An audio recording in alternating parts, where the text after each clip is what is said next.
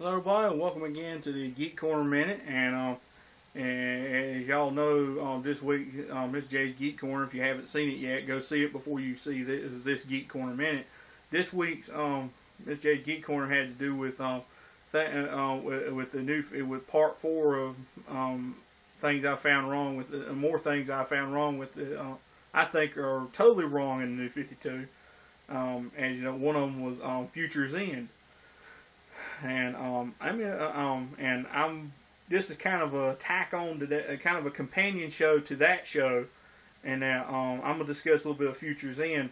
First off, some of the things that happened. Warning: spoiler alert. If you haven't read it yet, spoiler alert.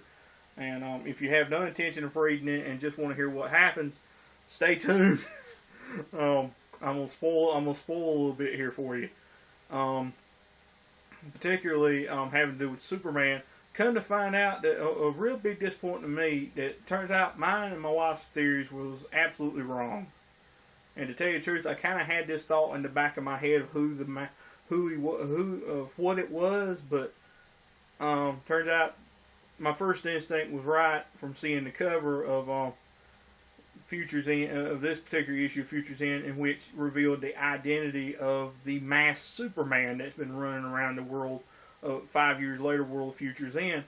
Come to find out, it's none other than Shazam, Billy Batson himself. Because they revealed it in one little simple word: Shazam. He said Shazam, and he turned back to normal again. And come to find out, it wasn't no Superman, it was Shazam in a Superman costume with a mask over his face. And to me, that was just a letdown. I mean, I could almost see it coming, like it was Shazam, but to me, it was just such a letdown. I mean, to me, it was kind of a cop-out. I wish it had been somebody else. I wish it had even been Smallville Superman, or Classic, or some other Superman from another part of the multiverse. But why did it have to be Shazam? I mean, it's kind of a natural thing that it be him, but still, it's just ugh.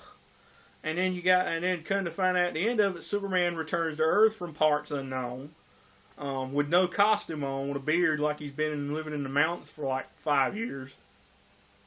Don't know. And all this craziness that's been going on in his spin-off books and all these other books. I mean, it's just absolutely weird. I mean, it's just, I'm going to say, I don't know what's going to happen with it. Hopefully it'll lead to something big. But for right now, it's just a disorganized mess from what I've seen of it. I mean, it's just books everywhere, all this week. I mean, it's just, and his whole thing, I'm going to say, there's more order in the leading to the World's End, Earth 2 World's End event book than there is in Future's End. I mean, it's just scatterbrained all over the place stuff. I mean, you got your masked Superman, that's Shazam, and you got all the, I really don't even know what's going on, all the rest of what's going on in that. I mean, there's more interesting things going on, and I'm gonna dare say it, Multiversity and Earth 2 than there is Future's End. And yet that's their big, their big gimmick event book that's going on right now.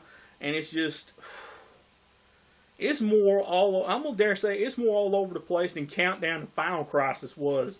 And I bought most of those.